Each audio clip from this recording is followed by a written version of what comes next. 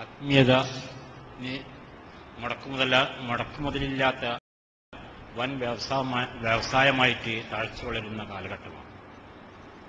അതിൽ ആ ചൂഷണത്തിന് മനുഷ്യന് സുഖവും സമാധാനം കാണും. എന്നാൽ പ്രപഞ്ചത്തെ മുഴുവൻ സാക്ഷ്യം വഹിച്ചും കൊണ്ട് അല്ലാഹു സുബ്ഹാനഹു വ തആല പറഞ്ഞ എല്ലാ കാര്യങ്ങളെ പറ്റി പറയുമ്പോൾ അത് മനുഷ്യനെ വിശ്വസിക്കാനോ അതിൽ സുഖമോ സമാധാനമോ കാണുന്നില്ല. എന്തുകൊണ്ട്? രണ്ടാമതെന്ന് വെച്ചാൽ നിങ്ങൾ സ്നേഹസമ്പാദത്തിൽ വിഷയ ബന്ധമില്ലാത്തതുകൊണ്ടാണ് സ്നേഹസമ്പാദത്തിൽ പ്രസിദ്ധീകരിക്കുക. ലൈംഗിക വിദ്യാഭ്യാസം ഇസ്ലാമിൽ എങ്ങനെ എന്ന് വിശദമായിട്ട് പറയുകയാണ്. പ്രസക്തമായ 2 ചോദ്യങ്ങളാണ്. ഒന്നാമത്തെ പ്രശ്നം, ആത്മീയത എന്നുള്ളത് ഒരു ചൂഷണ വ്യവസായമായി മാറുന്നു. മുതൽമുടക്കില്ല, ചൂഷണ വ്യവസായം. അതിലേക്ക് ആളുകൾ ആകൃഷ്ടരാകുന്നു, അതിൽ നിന്ന് സമാധാനം ലഭിക്കുന്നു. എന്നാൽ പടച്ചവനിലേക്ക് ആളുകൾ ആകൃഷ്ടരാകുന്നില്ല, ഉള്ള ആൾക്കാരനെ അതിൽ സമാധാനം കിട്ടുന്നില്ല എന്ന് അഭിപ്രായപ്പെടുന്നു. ഇത് എന്തുകൊണ്ട് എന്നാണ്. ഒന്നാമതായി തന്നെ ആത്മീയത എന്നത് കേവലം മുതൽ മുടക്കില്ലാത്തൊരു വ്യവസായമല്ല, പണം മുടക്കില്ലാത്ത വ്യവസായമാണ്. മുതൽ മുടക്കുണ്ട്, അത് മനുഷ്യന്മാരുടെ മുഴുവനും ആത്മാവിനെ ഏറ്റവും വിലപ്പെട്ട മനുഷ്യനെ വ്യതിരിക്തമാക്കുന്ന സാധനത്തെ പിടിച്ചു വലിച്ചു വാങ്ങി പണയപ്പെടുത്തി അതിനെ കെട്ടി വരിഞ്ഞ് സ്വന്തം പോക്കറ്റിലാക്കി അതിനെ ആണ് ഉപയോഗപ്പെടുത്തുന്നത് എന്നുള്ളതാണ് സത്യം. ഇവിടെ എന്തുകൊണ്ട് അതിലേക്ക് ആളുകൾ ആകൃഷ്ടരാകുന്നു? ഞാൻ പറഞ്ഞല്ലോ, മനുഷ്യന്റെ സ്വാഭാവികമായ ത്വരയാണ് യഥാർത്ഥത്തിലുള്ള എന്തിലെങ്കിലും ഒരു അത്താണി മനുഷ്യന് കണ്ടെത്തണം എന്നുള്ളത്. അത് മനുഷ്യ മനസ്സിന്റെ സ്വാഭാവിക ത്വരയാണ്.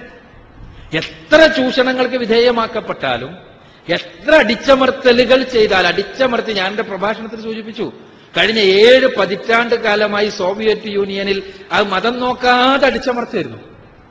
മതമൊന്നും നോക്കിയിട്ടില്ല. മതം എന്ന് പേരുള്ള, ദൈവം എന്ന് പേരുള്ള എന്തുണ്ടെങ്കിലും അവിടേക്ക് പ്രവേശനമില്ല എന്നുള്ള രൂപത്തിൽ അവിടെ അടിച്ചമർത്തുക തന്നെയായിരുന്നു. പക്ഷെ പൂർവാധികം ശക്തിയോടുകൂടി തിരിച്ചു വന്നില്ലേ? എല്ലാ തോന്നിവാസ മതവും അവിടെ പൂർണ്ണ രൂപത്തിൽ തിരിച്ചു വന്നു. എന്തേ കാരണം? ഇവർക്ക് ഭൗതിക വിഭവങ്ങൾ ഇല്ലാഞ്ഞിട്ടാണോ?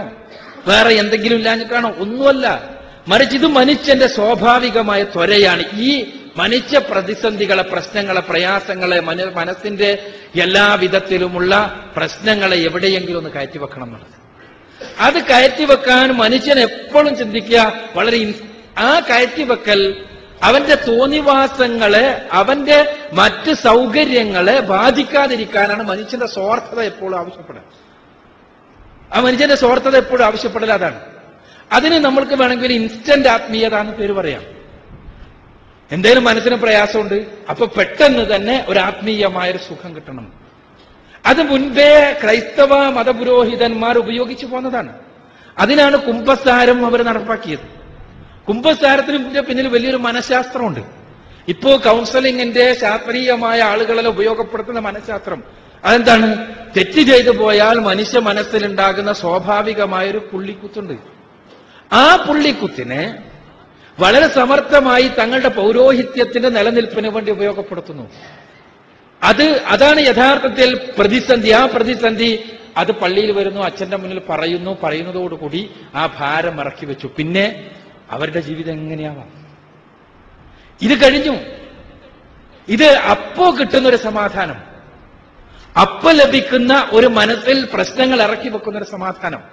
ഇതാണ് ഇന്ന് ഗുരുക്കന്മാർ നൽകുന്നത്. ഒരു സ്ത്രീ ആണെങ്കിലും ഡബിൾ സ്ത്രീ ആണെങ്കിലും, ബാബമാർ നൽകുന്നത്, മാതാക്കൾ നൽകുന്നത്, അമ്മമാർ നൽകുന്നത്, ഇങ്ങനെയുള്ള ഏത് ഇൻസ്റ്റന്റ് ആത്മീയതയുടെയും കേന്ദ്രങ്ങൾ നൽകുന്നത് ഈ രൂപത്തിലുള്ള പെട്ടെന്നുള്ള ഈ പ്രശ്നങ്ങൾ ഇറക്കി വെക്കുന്ന ഒരു സമാധാനമാണ്, സംതൃപ്തിയാണ്. അത് പോരാത്തതിനാണ് പിന്നെ കഥകൾ പ്രചരിപ്പിക്കുന്നത്. എന്ത്? രോഗശാന്തിയുടെ കഥകൾ. അത് വേറൊരു വശമാണ്. രോഗശാന്തി എന്നത് ഇത്തരം കേന്ദ്രങ്ങളുമായി ബന്ധപ്പെട്ട് ചിലതെല്ലാം സംഭവിക്കുന്നുണ്ട് എന്നത് ശരിയാണെങ്കിലും യഥാർത്ഥത്തിൽ ഇവർ പറയുന്ന നിറം പിടിപ്പിച്ച കഥകളുടെ പിന്നിൽ പോയി നോക്കിയാൽ അങ്ങനെ യാതൊന്നും സംഭവിച്ചിട്ടില്ല എന്നാണ് മനസ്സിലാവുക എന്നത് മറ്റൊരു വശമാണ്. ഏതായിരുന്നാലും ഇങ്ങനെ ജനങ്ങൾ പോയിക്കൊണ്ടേയിരിക്കുന്നുണ്ട്. ഇത് മനുഷ്യന്റെ ആത്മീയമായൊരു ദൗർബല്യമാണ്. ഇസ്ലാം യഥാർത്ഥത്തിൽ ചെയ്തത്, ഞാൻ പറഞ്ഞല്ലോ, ഇത് പടച്ചവനിലേക്ക് കൊണ്ടുവരുന്നു. അവിടെ പടച്ചവനിലേക്ക് കൊണ്ടുവരാന്ന് പറയുമ്പോൾ പടച്ചവൻ ആരാധിക്കുന്നത് കൊണ്ട് മാത്രം വെറുതെ പടച്ചവനോട് കാര്യങ്ങൾ പറയുന്നത് കൊണ്ട് മാത്രം ഉണ്ടാകുന്ന കേവലമായൊരു സംതൃപ്തി മാത്രമല്ല, മറിച്ച് പടച്ചവനെ ഹൃദയത്തിൽ തന്നെ നാഥനായി സ്വീകരിക്കുകയും തന്റെ പ്രശ്നങ്ങൾക്കുള്ള പരിഹാരമായി പടച്ചവനെ സ്വീകരിക്കുകയും ചെയ്യുമ്പോഴാണ് യഥാർത്ഥത്തിൽ അവിടെ പൂർണ്ണമായ സംതൃപ്തിയും സമാധാനവും ഉണ്ടാവുന്നത്. ആ പൂർണ്ണ സംതൃപ്തിക്കും സമാധാനത്തിനും അവന്റെ ജീവിതത്തിന്റെ ഒരു സമ്പൂർണമായ സംസ്കരണം ആവശ്യമുണ്ട്. ആ സംസ്കരണം ഇസ്ലാം ആവശ്യപ്പെടുന്നത് കൊണ്ട് തന്നെ സ്വാഭാവികമായും മനുഷ്യന്റെ തൃഷ്ണകൾ അവനെ അതിൽ നിന്ന് അകറ്റിക്കൊണ്ടിരിക്കുന്നു. ജീവിതത്തിന്റെ ഓരോ രംഗത്തും കൃത്യമായി യഥാർത്ഥത്തിലുള്ള സമാധാനം ഉണ്ടാവണമെങ്കിൽ അത് വേണം. യഥാർത്ഥത്തിൽ സ്ഥായിയായ ഭൂമിയിലെ സമാധാനമാണെങ്കിലും സ്ഥായിയായ മരണാനന്തര ജീവിതത്തിലെ സമാധാനമാണെങ്കിലും അത് നേടിയെടുക്കണമെങ്കിൽ ദിക്റുള്ള വേണം, പടച്ചവനെ കുറിച്ചുള്ള ബോധം വേണം. ആ ബോധം ഹൃദയത്തിലേക്ക് ഇറങ്ങിയാൽ പടച്ചവൻ പറഞ്ഞതനുസരിച്ച് ജീവിക്കുന്ന അവസ്ഥയുണ്ടാകും. ആ അവസ്ഥ ജീവിതത്തിൽ മുഴുക്കയുണ്ടാകുമ്പോ ഏത് ജീവിതത്തിന്റെ ഘട്ടങ്ങളിലും സമാധാനം നമുക്കുണ്ടാകും, ശാന്തി നമുക്കുണ്ടാകും.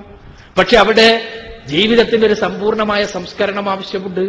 അതൊരു വളരെ എളുപ്പമുള്ള ഒരൊറ്റ വാക്കിൽ കിട്ടുന്ന, ഒരു സംസാരത്തിലൂടെ ലഭിക്കുന്ന, ഒരു സമാധാനത്തിലൂടെ ലഭിക്കുന്ന, ഒരു അത്ഭുതത്തിലൂടെ കിട്ടുന്ന, ഒരു കെട്ടിപ്പിടുത്തത്തിലൂടെ കിട്ടുന്ന ഇൻസ്റ്റന്റ് ആത്മീയതയല്ല. അതല്ലെങ്കിൽ ഒന്ന് ശ്വാസം വലിച്ച് നിലത്തേക്ക് വിട്ടാൽ കിട്ടുന്ന ഒരു ആത്മീയതയുമല്ല.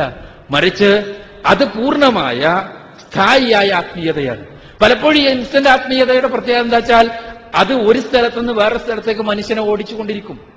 ഉദാഹരണം പറഞ്ഞല്ലോ, അള്ളാഹുവിൽ നിന്ന് കൈവിട്ടവൻ ആകാശത്തിൽ നിന്ന് കൈവിട്ടവനെ പോലെയാണ്. അവനെ പരുന്തുകൾ റാഞ്ചിക്കൊണ്ടുപോകും, അവനെ കാറ്റ് അങ്ങോട്ടും ഇങ്ങോട്ടും അടിച്ചു വീശും, അതിനനുസരിച്ച് അവൻ അങ്ങോട്ടും ഇങ്ങോട്ടും പോകും. ഇങ്ങനെയാണ് ഇൻസ്റ്റന്റ് ആത്മീയത. ആൾ ദൈവങ്ങളുടെ അടുത്ത് നിങ്ങൾ നോക്കുക, ഒരു ദിവസം ബാബയുടെയാൾ, കുറെ ദിവസം കഴിഞ്ഞപ്പോൾ അവർ അമ്മയുടെയാൾ, അവിടെ നിന്നും കഴിഞ്ഞ് ഗബിൾ സ്ത്രീ ഗുരുവിന്റെ മുന്നിൽ, ഇങ്ങനെ ഒരു സ്ഥലത്ത് നിന്ന് അടുത്ത സ്ഥലത്തേക്ക്, അടുത്ത സ്ഥലത്ത് നിന്ന് അടുത്ത സ്ഥലത്തേക്ക്. കാരണം ഇത് കുറച്ചു കഴിഞ്ഞാൽ ലഹരിന്റെ മാതിരിയാണ്, ഒരേ അല്പം മാറ്റം വേണ്ടി വരും, ഇങ്ങനെ മാറിക്കൊണ്ടിരിക്കുന്ന അവസ്ഥ. എന്നാൽ ഇസ്ലാമിന്റേത് അങ്ങനെയല്ല. അവിടെ പൂർണ്ണമായ സംതൃപ്തിയാണ്, സമാധാനമാണ്. ആത്യന്തികമായി ജീവിതത്തിന്റെ പൂർണ്ണമായ സംസ്കരണമാണ് അവിടെ ആത്മീയത കൊണ്ട് വിവക്ഷിക്കുന്നത്.